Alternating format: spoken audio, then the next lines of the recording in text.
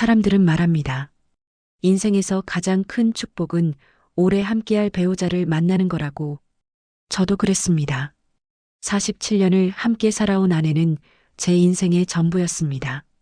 아침마다 저보다 먼저 일어나 따뜻한 밥상을 차려주던 사람, 제가 회사에서 힘든 일이 있어도 항상 제 편이 되어주던 사람, 늦은 밤까지 TV를 보며 함께 웃던 사람이었죠.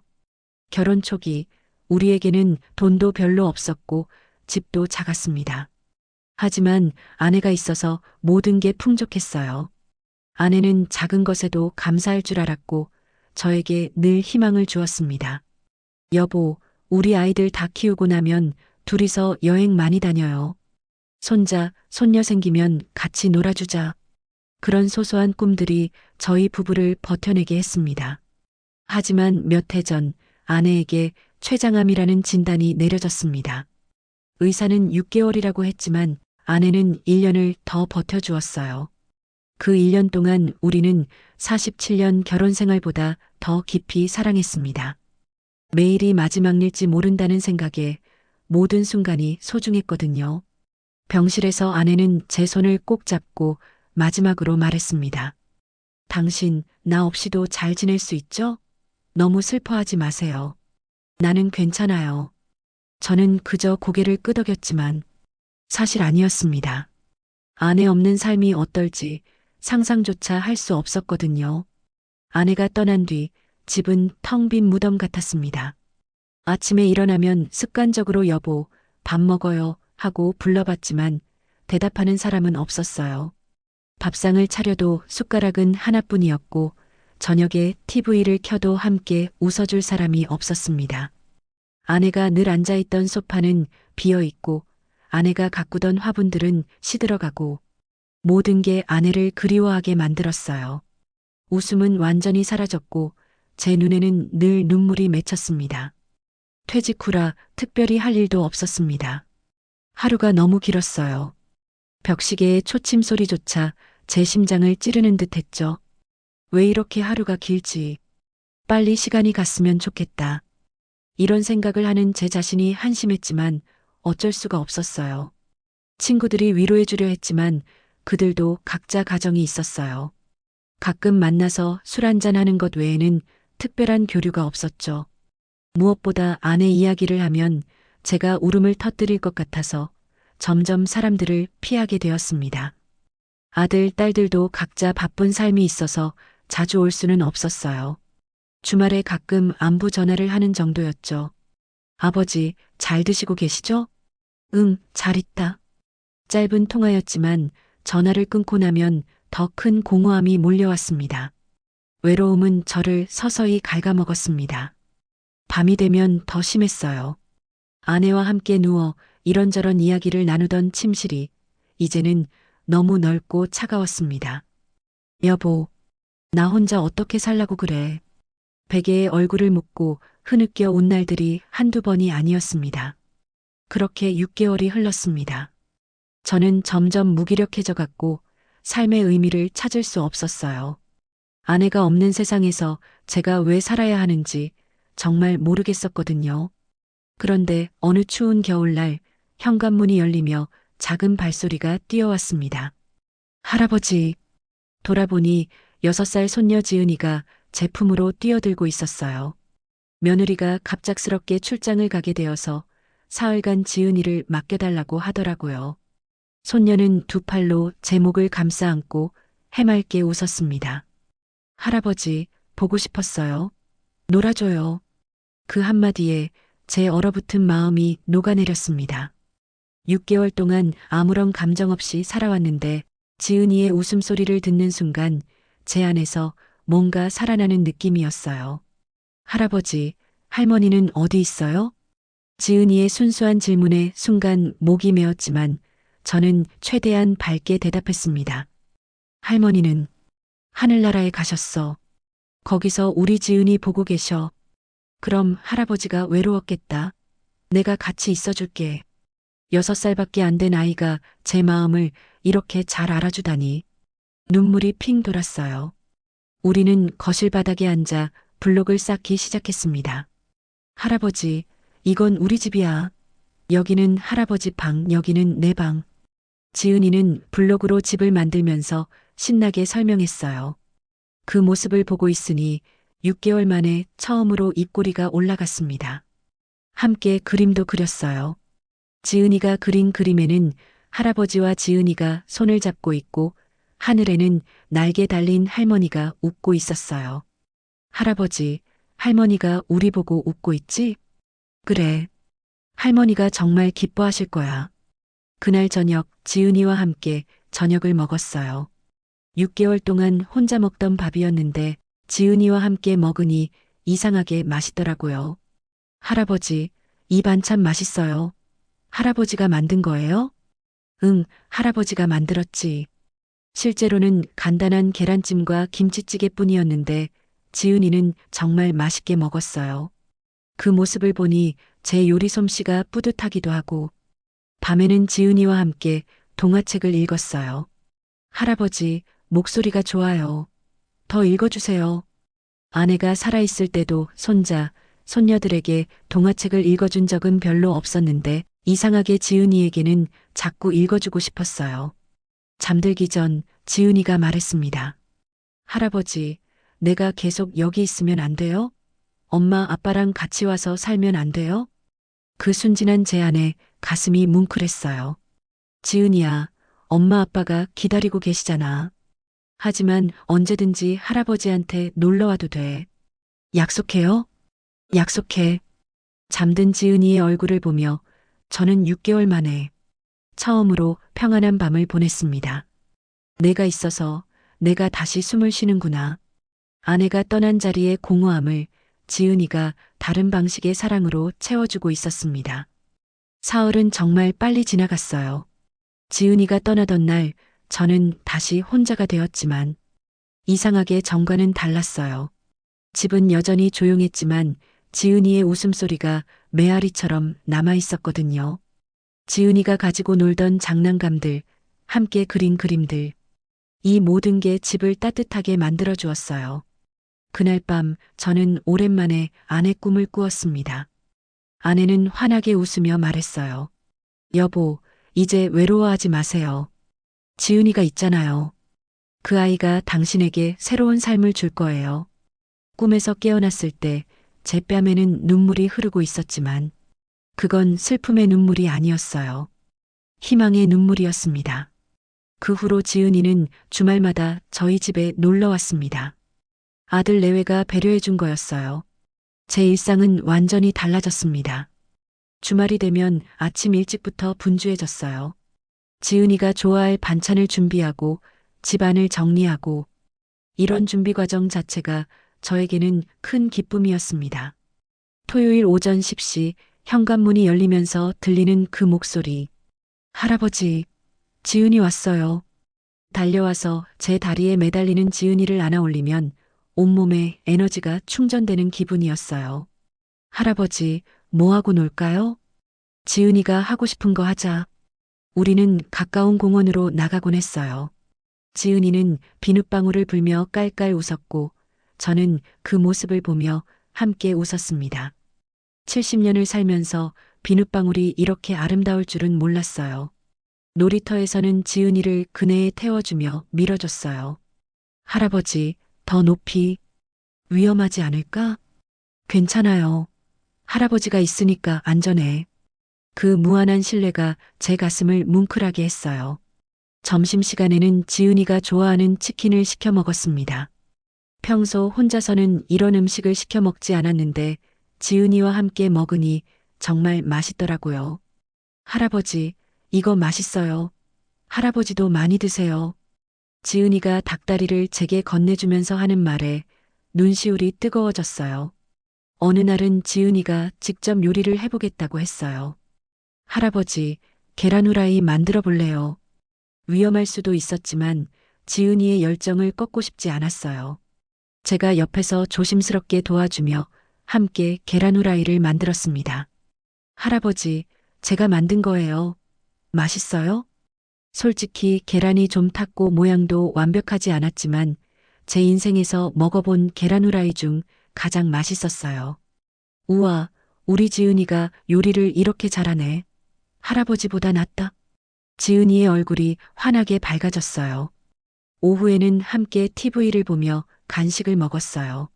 지은이는 제 무릎을 베개 삼아 누워서 만화 영화를 봤는데 그 따뜻한 체온이 저에게는 세상 무엇보다 소중했습니다. 할아버지, 하늘에 할머니가 있다고 했죠? 갑자기 지은이가 제게 물어봤어요. 응, 그래. 할머니가 우리 보고 있을까요? 그럼 할머니가 지은이랑 할아버지가 함께 있는 걸 보시면서 정말 기뻐하실 거야. 그럼 할머니한테 인사해요. 할머니, 안녕하세요. 지은이에요. 지은이가 하늘을 향해 손을 흔들며 큰 소리로 인사하는 모습에 제 눈에 눈물이 글썽했어요. 저도 마음속으로 아내에게 말했어요. 여보, 보고 있어? 지은이가 할아버지를 이렇게 행복하게 해주고 있어. 고마워. 지은이를 보내줘서. 저녁 무렵 지은이와 함께 산책을 나갔어요. 작은 손을 잡고 걸으면서 이런저런 이야기를 나눴습니다. 할아버지, 저 별 보이죠? 저게 할머니 별이에요. 그래. 어떻게 알았어? 반짝반짝 예쁘게 빛나고 있잖아요. 할머니가 우리한테 윙크하는 거예요. 지은이의 순수한 상상력에 제 마음도 따뜻해졌어요. 그날 밤 잠들기 전에 지은이가 말했습니다. 할아버지, 내가 할아버지를 많이 사랑해요. 할아버지도 지은이를 정말 많이 사랑한다. 그럼 할아버지가 외로우면 언제든지 지은이한테 전화해요. 내가 달려갈게요. 그 순간 저는 깨달았습니다. 아내를 잃은 슬픔이 완전히 사라진 건 아니지만 지은이가 제게 새로운 형태의 행복을 선물해주고 있다는 것을요. 6개월 전만 해도 하루하루가 고통이었는데 이제는 지은이와 보낼 주말이 기다려집니다. 평일에도 지은이가 뭘 하고 있을지, 어떤 놀이를 함께 할지 생각하며 하루를 보내요. 지은이는 저에게 단순히 손녀가 아니라 삶의 이유이자 희망 그 자체였습니다. 하지만 삶은 늘 순탄치만은 않습니다. 지은이와 함께한 지 3개월쯤 되었을 때였어요. 그날도 평상시처럼 지은이가 놀러올 예정이었는데 갑자기 아들에게서 전화가 왔습니다. 아버지, 지은이가 갑자기 열이 많이 나서 응급실에 왔어요. 그 순간 세상이 무너지는 듯 했습니다. 6개월 전 아내를 잃었을 때의 그 절망감이 다시 몰려왔어요. 지은이마저 잃으면 저는 정말 어떻게 살아야 할지. 지금 어느 병원이야? 내가 바로 갈게. 손이 떨려서 제대로 옷을 입을 수도 없었어요. 택시를 타고 병원으로 가는 동안 온갖 나쁜 생각들이 머릿속을 스쳤습니다. 병원에 도착했을 때 지은이는 응급실 침대에 누워 있었어요. 작은 몸에 링거 바늘이 꽂혀 있고 얼굴은 열로 빨갛게 달아올라 있었습니다. 할아버지, 지은이가 약한 목소리로 저를 불렀어요. 그 모습을 보는 순간 눈앞이 캄캄해졌습니다. 의사 선생님은 급성 폐렴이라고 했어요. 며칠간 입원 치료를 받아야 한다고 했습니다. 괜찮아질 거죠? 우리 지은이 괜찮아질 거죠? 제가 의사에게 간절히 물어봤지만 확답은 해줄 수 없다고 했어요. 그날 밤 저는 병원 복도 의자에 앉아서 밤을 샜어요. 아들 내외는 번갈아 가며 지은이를 돌봤지만 저는 그 자리를 떠날 수가 없었습니다. 하나님, 제발 저 대신 아프게 해주세요. 지은이는 너무 어려요. 평생 종교가 없던 제가 처음으로 무릎 꿇고 기도했습니다. 아내를 떠나보낼 때도 이렇게 간절하지는 않았어요. 아내는 이미 많이 아파서 어느 정도 마음의 준비를 했었지만 지은이는 달랐거든요. 제발, 지은이만은, 제발. 이틀째 되는 날 지은이의 열이 조금씩 내리기 시작했어요. 하지만 여전히 많이 약해 보였습니다. 할아버지, 아파요. 지은이가 제 손을 잡으며 힘없이 말했을 때 저는 가슴이 찢어지는 듯 했어요. 괜찮아, 지은아. 할아버지가 여기 있어. 금방 나을 거야. 할아버지, 저 죽으면 안 돼요. 할아버지가 또 혼자 있게 되잖아요. 6살 아이가 이런 말을 하다니. 눈물이 쏟아졌어요. 그럼 말하지 마. 지은이는 절대 아무 일 없어. 할아버지가 지켜줄게. 사흘째 되는 날 새벽 기적 같은 일이 일어났습니다. 지은이의 열이 완전히 내리고 얼굴에도 생기가 돌기 시작했어요. 할아버지, 배고파요? 오랜만에 들어보는 지은이의 밝은 목소리였어요. 그 순간 저는 병원 복도에서 목 놓아 울었습니다. 의사 선생님도 놀라며 말씀하셨어요. 정말 다행입니다. 회복이 예상보다 빠르네요. 내일 퇴원 가능할 것 같습니다. 그날 밤 지은이는 제 품에 안겨서 잠들었어요. 그 작은 체온을 느끼며 저는 인생에서 가장 중요한 깨달음을 얻었습니다. 인생에서 가장 큰 행복은 돈도, 명예도, 건강도 아니었습니다. 바로 내 곁에 소중한 사람이 안전하고 행복한 것이었어요. 아내를 잃고 절망했을 때도, 지은이를 잃을 뻔했을 때도 그 순간들이 저에게 가르쳐 준 것 같았어요. 사랑하는 사람을 지켜내는 것, 그들의 웃음을 보는 것, 그들과 함께하는 평범한 일상. 이런 것들이야말로 진짜 행복이라는 걸요. 퇴원하는 날 지은이가 제게 말했습니다.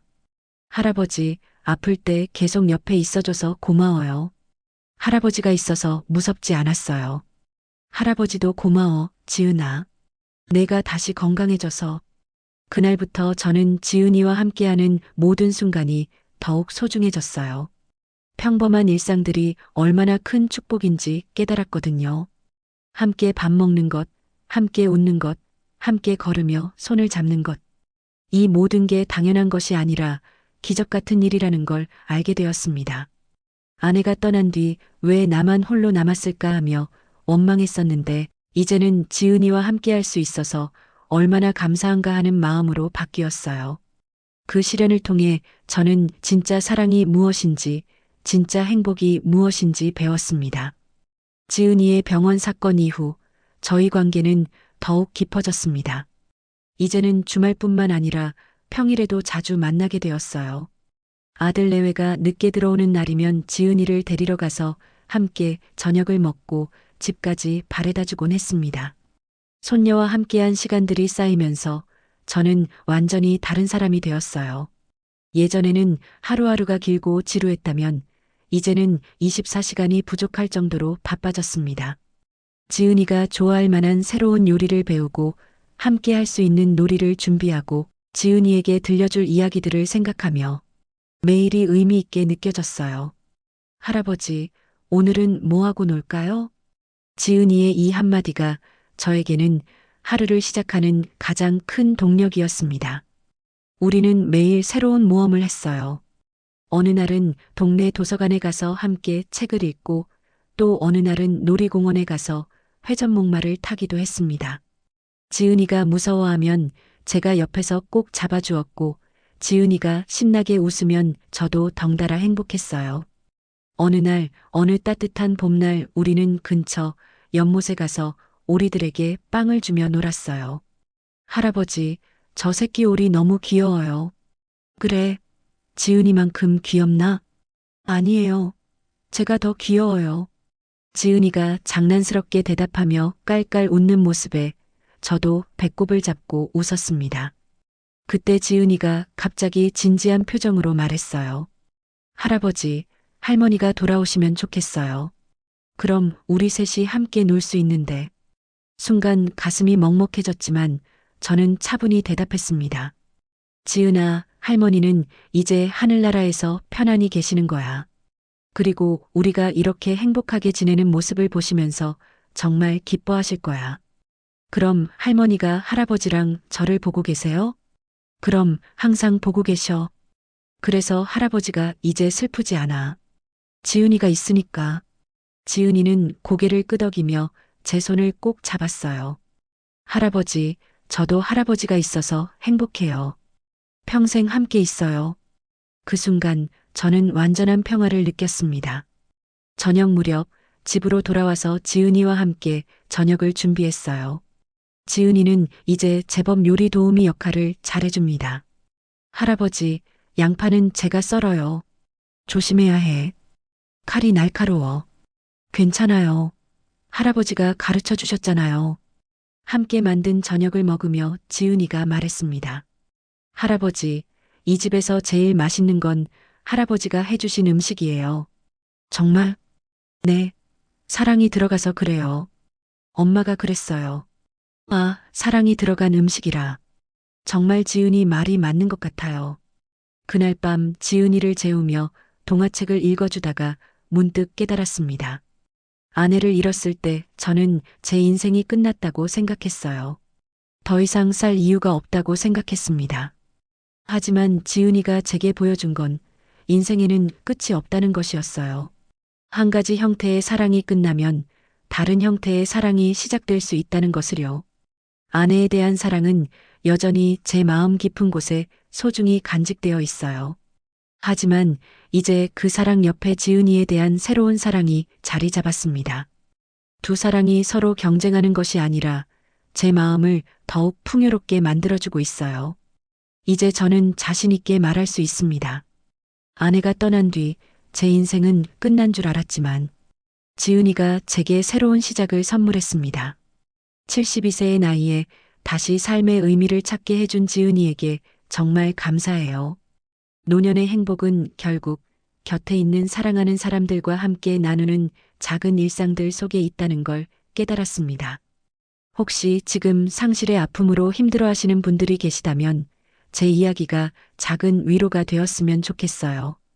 인생은 한 번의 끝으로 끝나지 않습니다. 새로운 시작은 언제나 가능해요. 저에게는 그 새로운 시작이 손녀 지은이었습니다. 여러분에게도 그런 특별한 누군가가 나타나길 진심으로 바랍니다. 할아버지, 내일도 함께 놀아요. 지은이의 이 한마디가 오늘도 제게는 내일을 기대하게 만드는 가장 큰 이유입니다.